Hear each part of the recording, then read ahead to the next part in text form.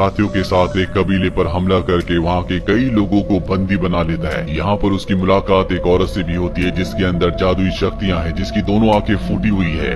वो एमलेट को पहचान लेती है और उसे बताती है कि तुम्हारे अंकल के बेटे यानी कि फैंग के बेटे ने मेरी दोनों आंखें फोड़ दी। साथ ही वो एमलेट को उसके भविष्य और उसके पास्ट के बारे में बहुत सारी बातें बताती है। और अब एमलेट को पता चलता है कि इस कबीले में जिन लोगों को उन्होंने गुलाम बनाया है उनमें से कुछ गुलामों को उसके अंकल फैंग को भी बेचा जाना है। इसीलिए एमलेट चुपके से उस गुलामों वाली बोट में बैठ जाता है जिसमें एक लड़की भी होती है जिसका नाम ओगा होता है। और अभी जब समंदर के रास्ते आगे बढ़ रहे होते हैं तभी तूफान आ जाता है। ओगा नीचे गिरने वाली होती है लेकिन एमलेट उसे बचा लेता है। अब किसी तरह से पानी से आगे होते हुए एक आइलैंड तक पहुंचते हैं। ये वो आइलैंड है जिस पर फैंग का कब्जा है। राजा बनने के बाद फैंग इस आइलैंड में आकर शिफ्ट हो गया था और अब इन सब गुलामों को पकड़कर फैंग के पास ले जाया जाता है जिसके लिए लंबा सफर तय करते हैं।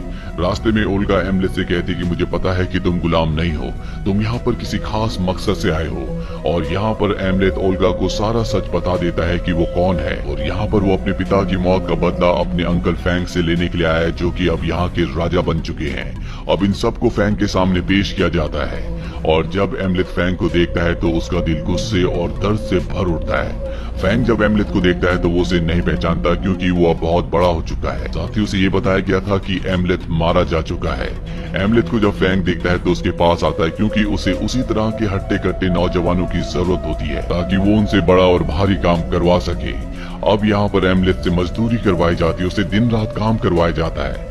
और एक दिन एमलेट अपनी मॉम को यानी कि रानी को देख लेता है जिसके बाद उसे बहुत दुख होता है। अपनी मॉम को किसी भी कीमत पर यहाँ से छुड़ाना चाहता है और जब वो रात को अकेला होता है तभी उसे वहाँ पर एक पिग दिखता है जो उसे इशारा करके अपने पीछे आने के लिए कहता है और एमलेट उसका पीछा करना शुरू कर देता है। वो पिग उसे गुफा तक ले जाता है और जब वो अंदर जाता है तो देखता है कि वहाँ पर एक प्रीस्ट है जो कि कोई रिचुअल कर रहा है। वो एमलेट से कहते हैं कि मुझे पता है कि तुम कौन हो, तुम राजा के बेटे हो और यहाँ पर अपने पिता का बदला लेने के लिए आए हो। एमलेट कहता है कि हाँ, लेकिन मुझे नहीं पता कि मैं अपने पिता का बदला कैसे लूंगा, मुझे आप कोई रास्ता बताएं। और तब वो उसे एक तलवार के बारे में बताते और कहते हैं कि वो तलवार बहुत शक्तिशाली है, तुम्हें उस तलवार को हासिल करना होगा। वो एमलेट को उस जगह का रास्ता भी बता देते हैं जहाँ पर वो तलवार है और अब एमलेट अकेला ही उस तलवार को हासिल करने के लिए निकल पड़ता है। वो एक अंडरग्राउंड जगह में जाता है जहाँ पर वो देखता है कि एक मम्मी है जो कि बहुत पुराने राजा की मम्मी होती है जिसके हाथ में वही ताकतवर तलवार होती है। और अब एमलेट उस तलवार की उस मम्मी के सामने जाता है और तभी मम्मी जिंदा हो जाती है, उस पर हमला करती है। एमलेट भी मम्मी का सामना करता है, उस पर हमला करता है और जैसी मम्मी रोशनी में आती है तो एमलेट अपने होश में वापस आता है। दरअसल ये पूरी की पूरी लड़ाई उसका भ्रम थी। अभी भी मम्मी अपनी जगह पर बैठी होती है। उसे समझ में आ जाता है कि ये तिलिस्मी जगह है, उसे किसी भ्रम जाल में नहीं फंसना।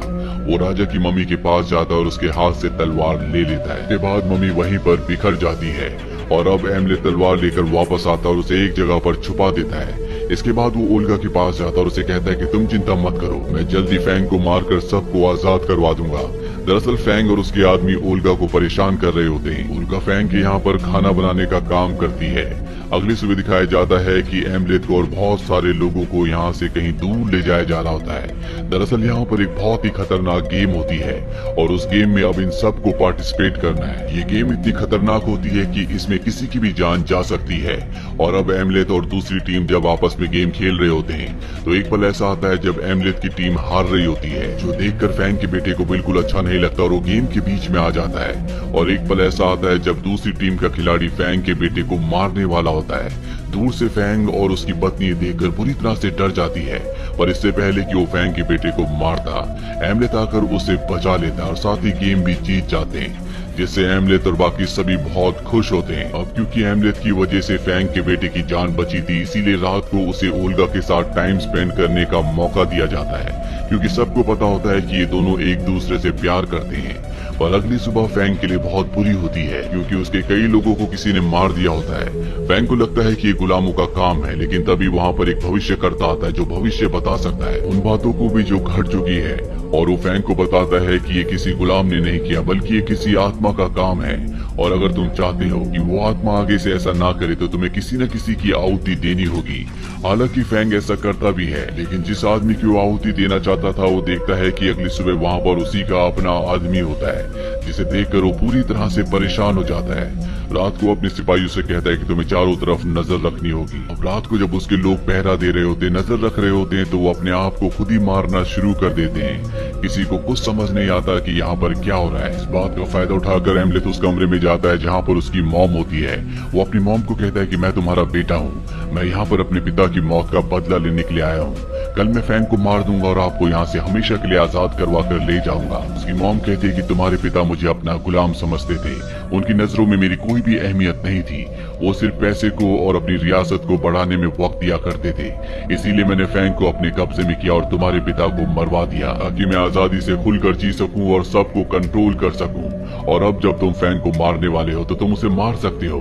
इसके बाद मैं तुम्हारी रानी बन जाऊंगी और हम इस पूरी प्रजा पर राज करेंगे। ये सुनकर एमलेथ के पैरों के तले जमीन खिसक जाती है, क्योंकि उसने कभी सोचा भी नहीं था कि उसकी मॉम इस तरह से सोच सकती है। और अब वो फैंग के बेटे को मारकर उसका दिल निकालकर सीधा ओल्गा के पास जाता और कहता है कि अब हमें यहाँ से जाना होगा, हमारे लिए अब इस जगह पर कुछ भी नहीं है।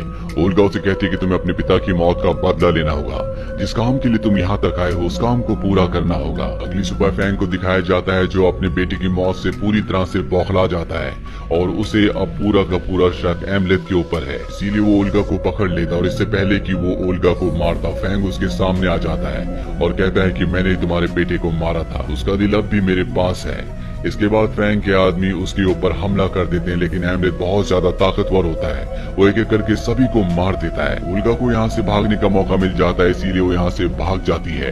फैंग की सेना की तादाद बहुत ज्यादा है, इसीलिए वो एमलेथ को बंदी बना लेते हैं, जिसके बाद एमलेथ को बहुत बुरी तरह से मारा जाता है। हालांकि फैंग उसे मारना चाहता है, लेकिन सबसे पहले वो अपने बेटे के फ्यूनरल पर जाता है और फैंग की एब्सेंस में एमलेथ के पास बहुत सारे कौवे आते हैं। दरअसल ये उसके पिता की आत्मा है जो उसे आजाद करवा देते हैं। और जब फैंग वापस आता है तो वो देखता है कि एमलेथ उस जगह पर नहीं है। वो अपनी सेना से कहता है कि एमलेथ को पकड़कर वापस लेके आओ। वहीं एमलेथ को दिखाया जाता है जो ओल्गा के पास पहुंच चुका होता है। ये दोनों के दोनों इस जगह से बहुत दूर हैं। अब इन दोनों ने शादी भी कर ली है। ओल्गा एमलेथ से कहती है कि हम दोनों यहाँ से बहुत दूर चले जाएंगे, जहाँ पर हम अपनी एक नई दुनिया बनाएंगे, हम जिंदगी को दोबारा शुरू करेंगे। एमलेथ भी उसकी बात मान जाता है, जिसके बाद एक नाव से अपना सफर तय करते हैं। रास्ते में एमलेथ को पता चलता है कि ओल्गा प्रेग्नेंट है, यानी कि वो उसके बच्चे की मां बनने वाली है। और जब उसे बात पता चलती है तो वो कहता है कि अब मैं यहाँ से नहीं जा सकता, क्योंकि अगर मैंने फैंग को नहीं मारा तो कल जब हमारा बच्चा पैदा हो जाएगा तो वो अपने बेटे की मौत का बदला लेने के लिए मेरे बेटे को, मेरे बच्चे को जरूर मारेगा। इसीलिए मुझे फैंग को खत्म करना होगा। वो बोट वाले को एक अंगूठी देता और कहता है कि मेरी पत्नी को उसके रिश्तेदारों के घर तक पहुँचा देना। और इसके बाद वो पानी में कूद कर एक बार फिर से फैंग को मारने के लिए उसके राज्य में पहुंच जाता है, जहां पर वो देखता है कि फैंग की सेना अपने आप ही मर रही है। ऐसा पहले भी हो चुका है और ऐसा सिर्फ उस तलवार की वजह से हो रहा होता है जो मम्मी के हाथ से छीन कर लाया था। वो एक मैजिकल और पावरफुल तलवार होती है, जो तलवार शुरू से ही उसकी मदद कर रही होती है और इसीलिए फैंग के बहुत सारे लोग अपने आप ही मारे जा चुके होते हैं। इसके बाद एमलेथ उस जगह जाता है जहाँ पर बहुत सारे गुलाम होते हैं। वो सभी गुलामों को आजाद करवा देता है और अब वो किसी भी कीमत पर फैंग को मारना चाहता है। पर सबसे पहले उसका सामना उसी की मॉम से होता है, जो उसके ऊपर हमला कर देती है और गलती से तलवार उसकी मॉम को लग जाती है, जिससे उसकी मॉम की मृत्यु हो जाती है। और अब उसके पीछे से वहाँ पर फैंग भी आ जाता है, जो अपनी पत्नी को मरा हुआ देखकर बहुत ज्यादा दुखी होता है, क्योंकि उसने अपने बेटे और अपनी पत्नी दोनों को खो दिया। एमलेथ की मॉम से उसने शादी कर ली थी, इसीलिए वो अब उसकी पत्नी थी। फैंग अपनी पत्नी को उठाकर ले जाता और एमलेथ से कहता है कि मैं तुम्हें ज्वालामुखी के पास मिलूंगा। एमलेथ जब ज्वालामुखी के पास जाता है तो वहाँ पर फैंग होता है। दोनों के बीच में घमासान लड़ाई होती है। ये दोनों एक दूसरे पर हावी हो रहे होते हैं और एक पल ऐसा आता है जब ये दोनों एक दूसरे को तलवार मार देते हैं। फैंग की मृत्यु हो जाती है और एमलेथ अपनी जिंदगी की आखिरी सांसें ले रहा है। और तभी वो अपने विजन्स में देखता है कि उसकी पत्नी ओल्गा ने 2 जुड़वा बच्चों को जन्म दिया है, जो देखकर उसे बहुत तसल्ली होती है। इसके बाद उसकी मृत्यु हो जाती है और ये कहानी यहीं पर खत्म हो जाती है। ये फिल्म ईयर 2022 में रिलीज हुई थी। IMDb पर इस फिल्म की रेटिंग है 7.2। उम्मीद करते हैं कि ये कहानी आपको पसंद आई होगी।